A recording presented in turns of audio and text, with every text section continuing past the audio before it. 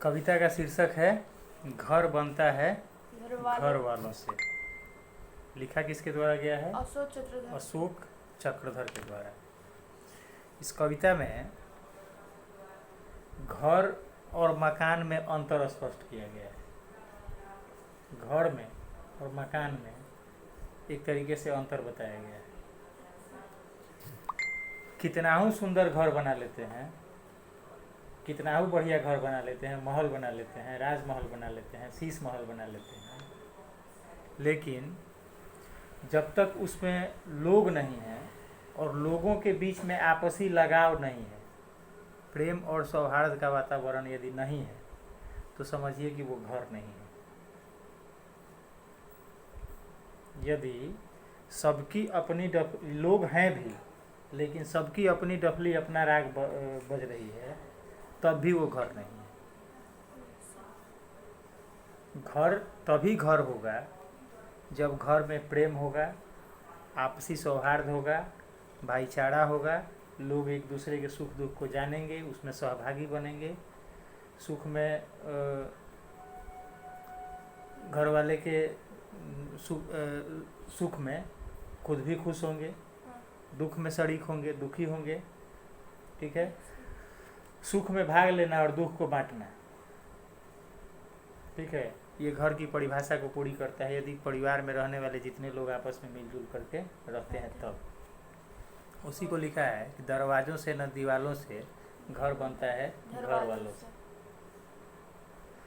अच्छा कोई मकान बनाएगा, पैसा भी खूब लगाएगा, पर रहने को नहीं आएगा तो घर उसका भर जाएगा सारा मकड़ी के जालों से। दरवाजों से न दीवालों से घर बनता है घर वालों से। खूब बढ़िया मकान बना लिए, जैसे कि हमने पहले कहा। ठीक है, उसमें कोई रह नहीं रहा है। चूहे रेस लगाएंगे, बिल्लियां दौड़ेंगी, मकड़ियां जाले बनाएंगे। ठीक है, और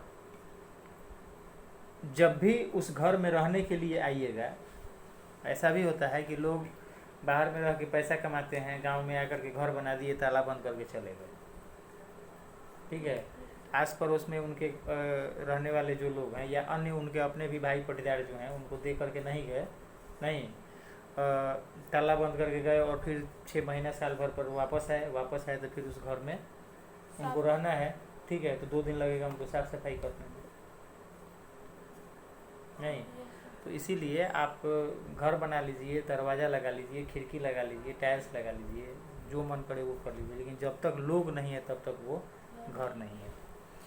घर में जब कोई ना होता है, जब घर में कोई नहीं है, दादी है और पोता है, घर अपने नैन भिगोता है, भीतर ही भीतर रोता है, घर हंसता है बाल गोपालों से। दरवाजों से न दीवालों से घर बनता है घर वालों से। देखो, घर में बच्चों का रहना जरूरी है और घर में बुजुर्ग का होना भी जरूरी है।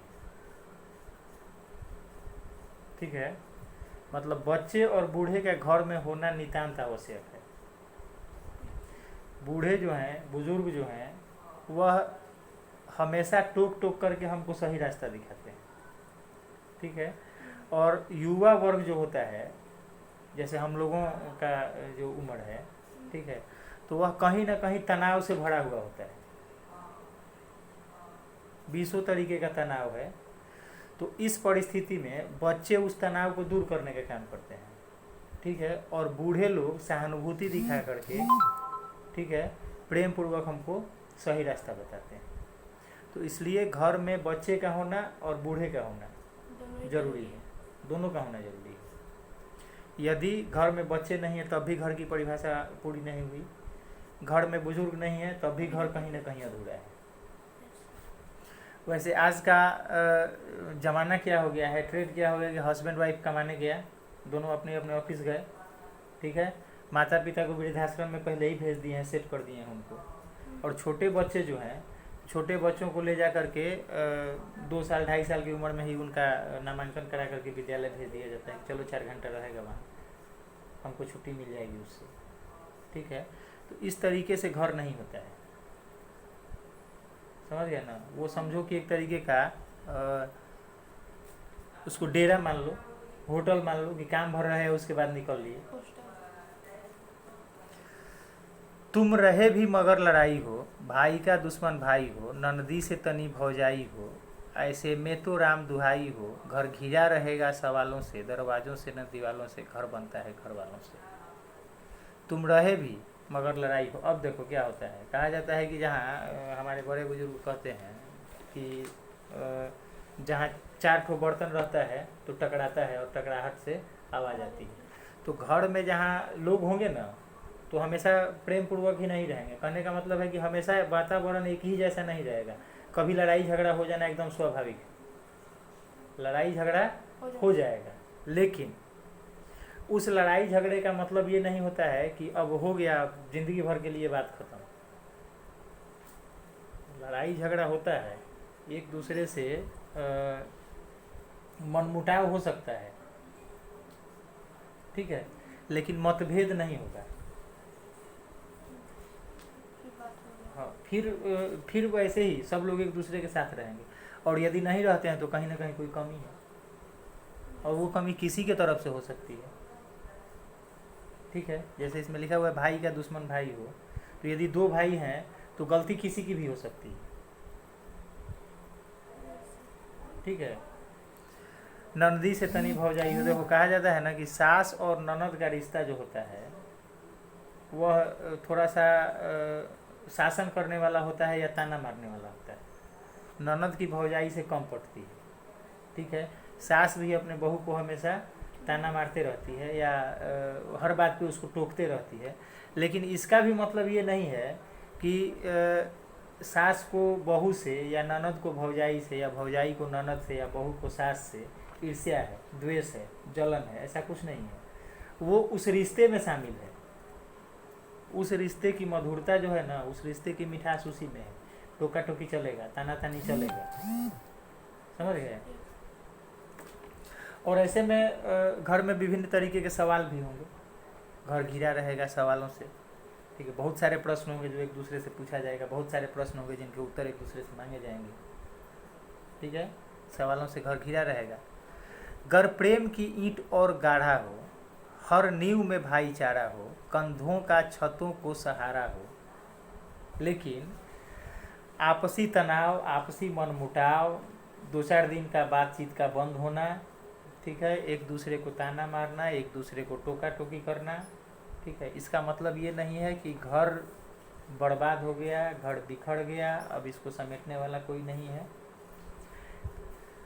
उसको फिर से एकत्रित किया जा सकता है कब, जब उसकी नींव में प्रेम की ईंट मिली हुई हो। जैसे हम ये घर बना हुआ है ना, तो ये घर बना हुआ है तो इसमें क्या है, पहले नींव दिया गया है, उसके बाद जमीन पर ला करके समतल भूमि के ऊपर इसको खड़ा किया गया है।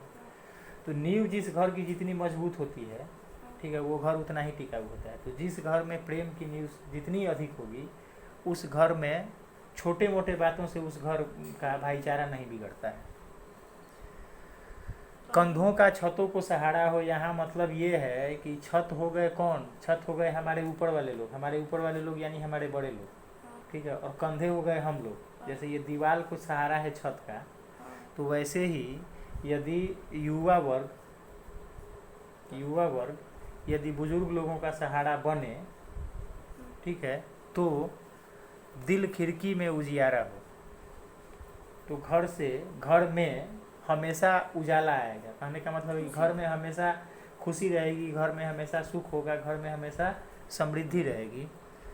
घर गिरे नहीं भूचालों से, और किसी तरीके से मतलब कुछ आस पड़ोस वाले लोग भी जो होते हैं ना, एक दूसरे के मामले में दखल अंदाजी करते हैं, ठीक है, बेवजह बिना बुलाए। 2 भाइयों के बीच में या पिता बेटे के बीच में, सास ननद के बीच में, ठीक है, ननद सास बहू के बीच में, ननद भौजाई के बीच में यदि कुछ तल्ख बातें हो रही हैं, कड़ी बातें हो रही हैं, तो बिना बुलाए लोग आकर के पंचायत करने लगते हैं और उसमें आग में घी डाल करके चले जाते हैं, ठीक है। एक का सपोर्ट करेंगे और दूसरे को नीचा दिखाएंगे, और फिर बाद में क्या होता है कि झगड़ा और बढ़ जाता है। लेकिन वही दोनों में प्रेम यदि पहले से बना रहेगा ना, दोनों एक दूसरे को यदि समझते होंगे, तो बाहरी लोगों की दखल अंदाजी घर की नींव को नहीं हिला सकती है, हिला पाएगी। और इसीलिए कवि ने कहा है कि दरवाज़ों से न दीवारों से घर बनता है घर वालों से।